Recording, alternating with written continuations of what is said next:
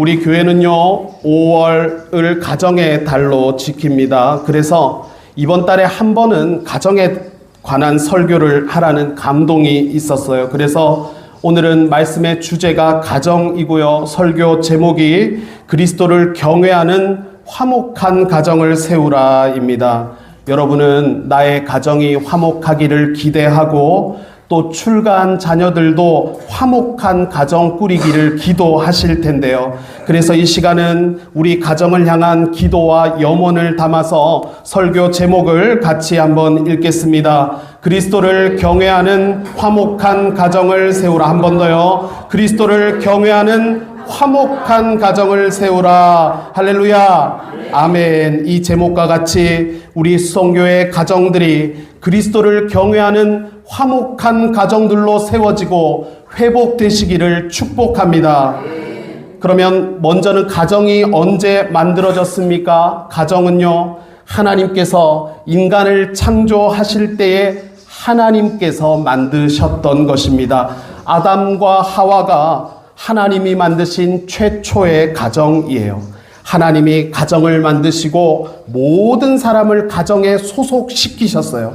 그러니 하나님께서는 자녀들이 소속된 가정이 화목하기를 누구보다 바라십니다. 그런 주님의 마음을 잠언 17장 1절에서는 이렇게 표현했습니다. 같이 읽겠습니다. 마른 빵 한 조각을 먹으며 화목하게 지내는 것이 진수성찬을 가득히 차린 집에서 다투며 사는 것보다 낫다. 아멘. 주님께서는 우리 가족의 화목을 바라십니다. 그래서 말씀하실 때에 물질이 풍족해도 가정이 화목하지 않으면 지옥이고, 반대로 물질이 부족해도 가정이 화목한 것이 천국이라고 말씀하는 거예요. 그러니 우리는 하나님께서 만드신 가정에서의 화목을 우선적으로 구해야 할 줄로 믿습니다. 안타까운 것은요, 우리 주변을 둘러보면 그렇지 못한 경우들이 많다는 것입니다. 가정을 하나님께서 만드셨기 때문에 하나님이 만드신 가정에서 화목한 것이 당연하다고 생각했는데요. 그런데 가정의 화목이 결코 쉽지가 않습니다. 가장 가까이에서 가장 뜨겁게 사랑할 수 있을 것으로 생각했던 부부와 부모와 자녀가 화목하지 못한 채로 서로에게 크고 작은 상처를 주고받는 경우가 생각보다 많은 것입니다. 저는 이번 주 설교가 주제가 가정이다 보니까 가정에 대한 자료를 찾다가 흥미로운 이야기를 발견했습니다. 그것은 감리교의 창시자인 존 웨슬리 목사님의 개인사에 관한 내용인데요. 가정사역의 실패에 관한 것이었습니다. 웨슬리는 목사로서, 목회자로서 굉장한 사람인 것은 틀림이 없습니다. 목사로서 그의 업적을 말할 때에는 18세기 영국 사회를 뒤흔들었던 부흥사라고 평가합니다. 웨슬리가 말을 타고 다니면서 복음을 전할 때에는 40만 킬로미터라고 하는데요. 지구를 10바퀴나 되는 먼 거리를 다녔습니다. 전 세계를 목회의 무대로 삼았다는 것이죠. 웨슬리는 하나님으로부터 귀하게 쓰임 받았어요.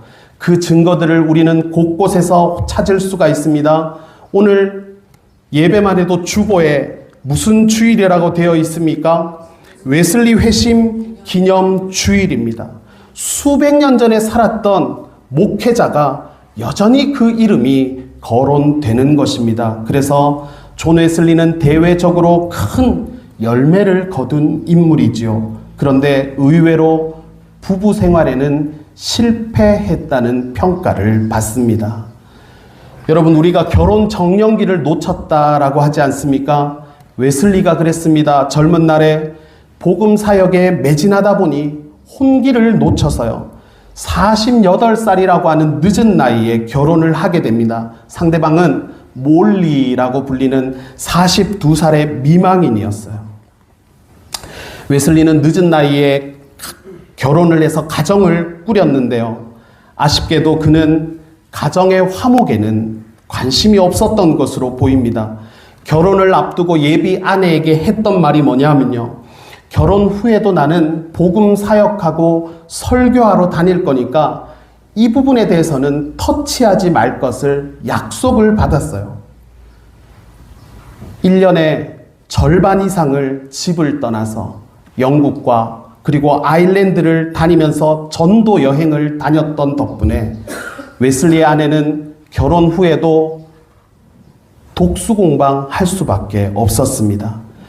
웨슬리가 가정에 대해서 어느 정도로 소홀했나 보니까 아내가 며칠을 죽을 정도로 아팠어도 남편은 전도 여행 중이기 때문에 그 사실도 모르고 지날 때가 많았습니다. 결국 이 가정이 파국으로 치닫게 되는데요. 두 사람이 부부싸움을 했던 그런 기록이 남아 있습니다. 아내인 몰리가요, 남편인 웨슬리의 머리채를 잡고 방바닥을 끌고 다니는 것을 동료 사역자가 목격하고 말린 적도 있었습니다.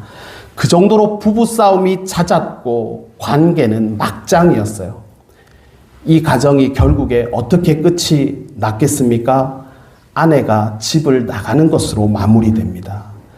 그런 상황이 왔는데도 웨슬리는요, 일말의 동정도 하지 않았습니다. 그의 일기장에는 아내가 집을 나갔을 때의 그 심정을 이렇게 기록합니다. 내가 그녀를 떠난 것이 아니고 내가 내쫓은 것도 아니다. 자발로 집을 나간 만큼 나는 그녀를 찾지 않을 것이다. 이 사건을 끝으로 두 사람은 별거를 하고요. 몇 년 뒤에 아내가 사망하는데도 그때조차도 웨슬리는 전도 여행 중이라서 아내의 장례식에도 참석을 못했습니다. 결말이 비극적이죠. 웨슬리는 아내를 지혜롭게 다루지를 못하였고요. 또 아내를 정서적으로 소외시켰습니다. 그가 좋은 목사인 것은 맞지만 좋은 남편이었습니까? 훌륭한 목회자였지만 가정에서는 훌륭했습니까? 이것을 통해 알 수 있는 것은 교회를 다니고 믿음 생활을 하는 것이 자동적으로 가정의 화목을 보장하는 것은 아니라는 것입니다. 가정의 화목을 위해서는요, 구성원들이 화목에 관심을 가지고 서로가 노력할 필요가 있다는 것입니다. 가정의 화목은 저절로 찾아오지 않습니다. 믿음의 가정이라고 해서 가정의 화목이 자동적인 것도 아닙니다. 언젠가는 좋아지겠지, 나아지겠지, 괜찮아지겠지 하면서 우리 가정에 깨어진 화목을 방치한다면 골은 점점 더 깊어질 거예요. 그러니 오늘을 기점으로 가정의 화목에 적극적이시기를 바랍니다. 우리는요, 모두가 하나님이 만드신 가정에 속해 있을 때는요, 화목한 가정을 기대합니다. 누구도 화목하지 못하고 불행한 가정을 원하지는 않아요. 그래서 오늘은 5월의 가정의 달을 지날 때에는 가정의 화목을 내가 준비하고 기도하면서 노력할 부분을 교훈받는데요. 가정의 화목에 대해서 성경은 무엇을 말씀하시는지를 두 가지를 살펴보겠습니다. 먼저 가정의 화목, 웨슬리 목사님이십니다, 이분이. 나빠요. 가정의 화목은 그리스도를 경외하는 것에서 시작됩니다. 21절 읽겠습니다. 그리스도를 경외함으로 피차 복종하라. 아멘. 가정이 화목하기를 기대한다면 누구를 경외합니까? 그리스도를 경외합니다. 경외는요, 깊은 존경심에서 우러나오는 두려움인데요. 우리 가정에서의 경외라고 한다면 내 가정의 진짜 주인이 예수님이심을 인정하고 그분의 눈치를 보는 것이라고 말하고 싶습니다. 만약에 우리 집에 시부모나 혹은 장인, 장모가 계시면요, 내 마음대로 할 수가 있습니까? 눈치가 보이죠. 일단 복장에서부터 눈치를 봅니다. 평소처럼 거실을 활보할 때에 아담과 하와처럼 벗은 채로 다니지는 못할 거잖아요. 언행에서도 조심스럽습니다. 혹시나 다툴 일이 있어도 집안에 어른이 계시면 방에 들어가서 조용하게 대화를 합니다. 집에 어른이 계시기 때문에 조심스럽지요. 그것처럼 우리가 화목한 가정을 세울 때는 우리 집안의 주인이 예수님이심을 인정하고 주님의 눈치를 살피시기를 바랍니다. 아무리 성질이 나도 가정에서 기분대로 성질을 부리지는 말아야 하는 것입니다. 왜냐하면 그렇게 내 감정대로 내 기분을 분출했던 것이 우리 가정의 화목을 앗아가는 주범이었기 때문입니다. 우리는 가정에서 웃 어른 되시는 주님의 눈치를 보아야 하는 것입니다.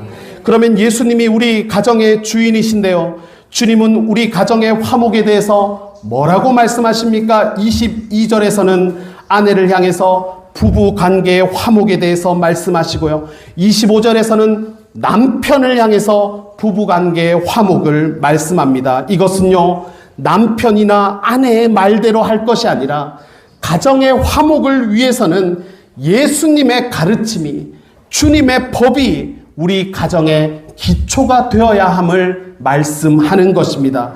부부관계 갈등의 원인을요, 법과 법의 충돌이다 하는 것을 들어보셨습니까? 부부는 결혼 전에 살아온 환경이 서로 다르기 때문에 각자의 법을 가지고 있습니다. 남편은 가부장적인 환경에서 자랐을 때 남편이 정의하는 남편의 역할이라든지 아버지에 대한 그림이 있고요, 아내는 평등한 가정에서 아버지가 가사일도 돕는 환경에서 자랐을 때는 아내가 정의하는 아내의 역할과 가정의 그림이 있어요. 부부가 갈등한다는 것은 남편의 법과 아내의 법이 충돌하는 것이거든요.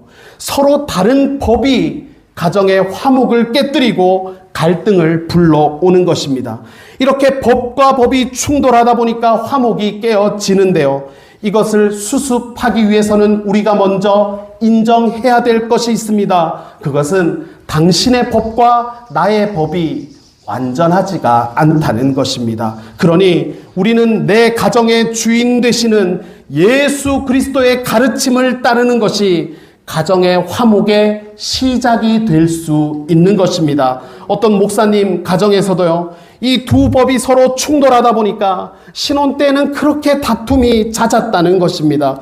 그러던 중에 우리의 다툼이 법과 법의 충돌이라고 하는 것을 알고는 부부가 어느 날 머리를 맞대고 결론을 내릴 때에 우리가 이제는 우리의 법이 아니라 예수님의 법대로 합시다라는 것에 서로가 동의를 했더니요, 갈등과 싸움이 그 뒤로 완전히 사라지지는 않았지만 그래도 많이 줄었다고 하는 이야기를 들었습니다.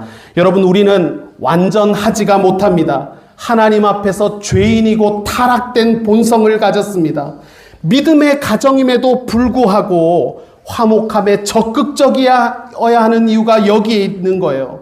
분명히 교회에서는 훌륭한 직분자이고 뛰어난데 집에만 가면 갈등을 일으킨다면 왜 그렇습니까? 내 가정의 주인 되시는 예수님을 경외하지 않기 때문입니다. 어른의 눈치를 안 보는 것이죠. 교회에서 활동할 때는요, 그래도 주님을 경외하는 마음을 가지려고 하는데요, 집에 들어가면서 신발을 벗을 때에 경외함도 같이 벗어두는 것입니다. 그래서 내 기분이 주인이 되고 내 컨디션이 주인이 되고 내 고집과 자존심이 주인이 되기 때문에 집안의 질서가 무너지고 화목이 깨어지는 것입니다. 그래도 감사한 것은요, 오늘 주님께서는 우리 가정을 화목으로 세우고자 한다는 것입니다. 반드시 좋아지고 나아질 수가 있습니다. 그러니 이제는 내 기분과 내 자존심과 내 고집이나 혹은 배우자의 자존심과 기분, 고집도 안 됩니다. 예수님을 가정의 주인으로 모시고 주님이 제시하는 법을 지키시는 화목한 가정 되시기를 주님의 이름으로 축복합니다. 우리 같이 한번 하실까요? 예수 그리스도를 우리 집의 주인으로 모시고 화목을 회복하겠습니다. 아멘. 이것을 우리 가정에 조금 더 구체화시킨다면요, 여러분, 가정에서 의사 결정을 앞두고 여러분은 주님의 뜻을 묻고 계십니까? 진로를 결정할 때나 이사를 앞두었을 때나 큰 돈을 지출할 때는 여러분 누구의 의견을 따릅니까? 예수님이 주인인 가정은요, 중요한 결정을 내리기 전에 온 가족이 먼저 무릎을 꿇습니다. 이 문제에 대한 주님의 결재를 기다립니다 하는 것이죠. 세상의 기준보다도 기도의 자리를 먼저 찾는 것이 예수님의 주인됨을 인정하는 것인 줄로 믿습니다. 식전기도 우리가 얘기하잖아요. 이거는 굉장히 사소한 것이지만 예수님의 우리 가정 가운데 다스리시는 예수님의 왕권을 인정하는 경외함인 줄로 믿습니다. 갑자기 우리 가정이 기도를 하고 가정 예배를 드리는 것이 어색할 수가 있고 간지러운 것 아는데요. 여러분, 우리 가정이 주님의 눈치를 보는 것으로 가정의 화목이 세워지고 회복되는 줄로 믿습니다. 그러니 우리가 출타한 자녀들에게도 전화 통화를 통해서 축복하면서 기도하는 것을 시도해 볼 수가 있는 것입니다. 제가 오늘 우리 가정의 영상을 하나 조금 준비를 했거든요. 그런데 이게 이제 우리 애들이 한 4년 전에 기도하는 모습을 담았습니다. 이게 조금 이제 낯뜨거울 수가 있는데 제가 현우 찬우한테 허락을 다 받고 이거 설교 때 한번 틀어도 되겠냐 했더니 공짜로는 안 된다 해가지고 제가 2만 원을 주고 영상을 틀기로 허락을 받았기 때문에 우리가 한 2분짜리 영상인데 같이 우리 가정이 예수님을 주인 삼는 모습이 이런 모습이지 않는가 하는 것들을 우리가 한번 보도록 하겠습니다. 가족이 항상 화목하게 하시고 또 축복하게 해주시옵소서. 아멘. 우리 가족에게 축복을 내려 주시옵소서. 우리 가족에게 기쁜 복된 마음 주시옵소서. 아멘. 우리 찬우와 제가 엄마 말을 하루 빨리 잘 들을 수 있도록 도와주시옵소서. 아멘. 하나님이 저희에게 아주 좋은 기쁨과 이제 화목함을 주시도록 도와주시옵소서. 아멘. 짜증과 불만이 없는 화목한 가족 될 수 있도록 도와주시옵소서. 아멘. 예수님의 이름으로 기도드립니다. 아멘. 아멘. 자, 이제 찬호가 기도하시겠습니다. 아니 나 꼬맹이야. 이제 꼬맹이가 기도하시겠습니다. 예수님 오늘도 저희 지켜주셔서 감사합니다. 오늘 저희를 지켜주셔서 감사합니다. 그 다음에 저희를 기쁘게 해주시고 그 다음에 귀신이 찬호하고 싶은 대로 해. 저희한테 지켜주셔서 감사합니다. 그 다음에 엄마의 마음에서 그 성화만이 안 들려요. 그래서 엄마가 기쁘게 해주시고 우리 성화에 엄마한테 말 잘 주게 해주세요. 예수님으로 기도드린다. 아멘. 아멘. 자, 마지막 엄마가 마무리 기도해 주. 네, 이게 제가 없을 때 우리 가족들이 가정 예배를 드렸던 모습이기도 합니다. 이렇게 항상 저희가 남들보다 화목한 건 아니고요. 저희도 웨슬리 가정일 때가 많거든요. 그럼에도 불구하고 하나님께서 이렇게 우리 가정을 이와 같은 어떤 하나님을, 예수님을 경외하는 그런 모습으로 회복시켜 주시고 세워주시길 기대하는 마음으로 이 영상을 같이 우리가 봤습니다. 오늘 설교 제목이요, 그리스도를 경외하는 화목한 가정을 세우라인데요. 그래서 첫 번째는 그리스도를 경외하는 것이다 라고 했습니다. 다음으로 가정의 화목은요, 상호간에 섬기는 것으로 세워집니다. 21절에 보니까 그리스도를 경외함으로 뭐라고 했습니까? 피차 복종하라 라고 하죠. 쉬운 성경에 보니까 서로 순종하라 라고 합니다. 그러면서 성경은 피차 복종은 이런 것이다 라고 하면서요, 각자의 가정에서의 각자의 역할을 말씀하는데요. 22절에 보니까 아내들이여 자기 남편에게 복종하기를 죽게 하듯 하라 라고 하면서 아내들이 남편에게 복종할 때에 누구에게 하듯이 하라고 합니까? 주님께 하듯이 하라고 하는데요. 저는 개인적으로 서정아 사모님이 이 부분에 대해서 아멘 하는 것을 듣고 싶기도 합니다만은 아무튼 가정의 화목을 위한 아내의 역할을 말씀했습니다. 또 그런데 아내만 하는 것이 아니죠. 상호간에 섬겨야 화목이 회복되기 때문입니다. 그래서 남편에게도 말씀하지 않습니까? 이와 같이 남편들도 자기 아내 사랑하기를 자기 자신과 같이 하라라고 하는 것입니다. 가정의 화목을 위해서는요, 아내나 혹은 남편이 하는 것이 아니라 부부가 상호간에 섬기고 서로 순종하라는 것입니다. 그런가 하면 가정의 화목을 위한 자녀들의 역할도 있습니다. 6장 1절에 보니까 자녀들아 주 안에서 너희 부모에게 순종하라 이것이 옳으니라. 아멘. 우리 자녀들은요 이 말씀처럼 부모에게 순종하시기를 바랍니다. 이것은 가족의 화목을 위한 길이에요. 그리고 이것을 자녀들에게만 말씀하는 것이 아닙니다. 피차 상호간에 하는 것이기 때문에 부모의 역할도 말씀하는데 6장 4절에 보니까 아비들아 너희 자녀를 노엽게 하지 말고 오직 주의 교훈과 훈계로 양육하라 하면서 가정의 화목을 위한 서로의 역할을 말씀하는 것입니다. 만약에 우리가 차를 몰고 교차로에서 교차로를 가다가 차 두 대가 꽝 하고 부딪혀서 사고가 났으면 이것은 누구의 잘못입니까? 교차로에서 사고가 나면은요, 어느 한쪽의 잘못은 없습니다. 서로가 잘못한 거예요. 그것을 우리가 뭐라고 합니까? 쌍방이라고 하지 않습니까?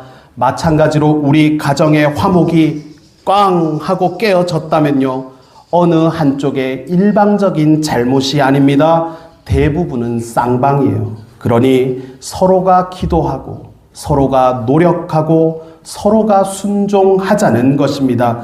가정의 화목을 하나님께서 회복시키실 때 하나님 입장에서 가장 어려운 케이스가 뭐냐 하면 상대방의 잘못만 지적하는 것입니다. 지금 이 지경까지 된 것이 당신 때문이고 나는 과실이 제로다 하는 것이 가장 어려운 케이스인 것입니다. 또 당신이 먼저 해봐 하는 것도 어려운 것이죠. 당신이 먼저 섬기고 당신이 먼저 순종하고 당신이 먼저 사랑해주면 나도 해볼게 라고 말하면요, 가정의 화목은 여전히 먼 길이라는 것을 알 수가 있습니다. 웨슬리 목사님네도요, 가정이 파국으로 치달았잖아요. 두 사람이 비슷했다는 것입니다. 과실이 서로에게 있었어요. 웨슬리 목사님이 가정에 소홀했던 것은 맞지 않습니까? 그런데 아내도요, 평소에 그렇게 남편을 의심하고 남편의 사역을 못마땅하게 여겼다고 하거든요. 서로의 잘못이 가정의 화목을 앗아갔던 것입니다. 그러니 가정의 화목을 위해서는요, 서로가 화해하고 용서해야 되는 줄로 믿습니다. 피차 복종하라는 것은요, 수평적인 관계를 말하는 것입니다. 피차 복종이라는 것이 이 당시에는요, 굉장히 파격적인 어떤 그런 선언이었습니다. 왜냐하면 이 성경이 에베소서가 쓰여지는 로마 시대에는 지금보다 상상을 초월하기 힘들 정도로 가부장적인 시대였기 때문입니다. 가장에게, 남편에게 주어진 권력이 절대적이었어요. 이런 문화가 있었는데요, 로마 시대에는 아기가 태어나면요, 그 아기를 바로 품에 안아서 젖을 먹일 수가 없었다고 합니다. 산파가 태어난 신생아를 바닥에 내려놓으면요, 아버지가 그 바닥에 내려놓은 아기를 내려다보고 허리를 굽혀서 아이를 손으로 들어 올릴 때야 비로소 그 집안의 자녀가 되는 것이 인정되었고요. 만약에 아이를 보고도 뭐 여러 가지 상황 때문에 내가 원하는 성별이 태어나지 않았거나 하는 것 때문에 아이를 보고도 그대로 뒤돌아서게 되면요, 그날 밤에 그 아이는 길거리에 버려지게 되었다는 것입니다. 그러니까 자녀의 생사와 운명이 아버지의 손가락 하나에 달려 있었던 것입니다.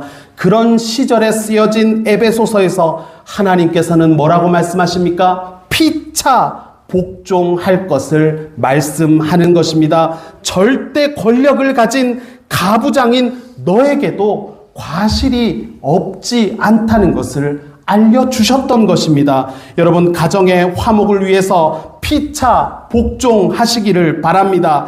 자녀들은 어른들에게 인사를 잘 하시고 부모들은 늘 자녀들에게 칭찬해 주시고 자녀들의 그 부족함까지도 품어주시고 인정해 주시기를 바랍니다.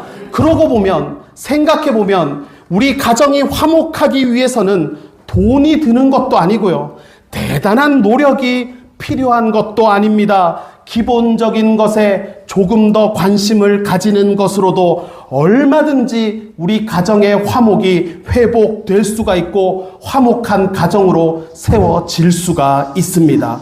왜냐하면 우리 가정의 주인 되시는 예수님께서 우리 가정의 화목을 누구보다 원하시고 도와주시기 때문입니다. 가정의 화목은요, 피차 복종하는 것으로, 다시 말해서 상호간에 섬기는 것으로 회복될 수가 있습니다. 할렐루야.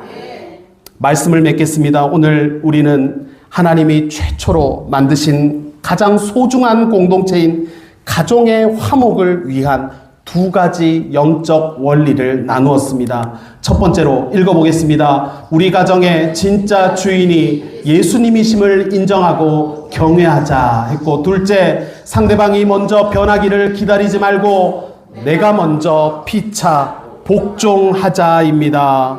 아멘. 우리가요, 오늘 깨달은 것은 가정의 화목이 저절로 찾아오는 것이 아니라는 것을 알게 되었습니다. 믿음의 가정이라고 해서 가정의 화목이 자동적으로 보장되는 것도 아니라는 것을 알았어요. 가정의 화목은 방치해 둔다고 저절로 찾아오는 것이 아닙니다. 내 법이라고 했죠. 내 기분과 내 자존심과 내 고집을 버리고 주님의 법이 우리 가정을 다스릴 때에 우리 가정의 화목이 회복되어지는 것입니다. 5월 우리가 가정의 달을 지나고 있는데요, 우리 수성교회 모든 가정마다 막힌 담이 허물어지고 깨어진 화목이 기적처럼 회복되기를 주님의 이름으로 축복합니다. 그래서 세상의 거친 풍파 속에서도 주님을 주인 삼은 천국과 같은 가정을 회복하시기를 주님의 이름으로 축복합니다.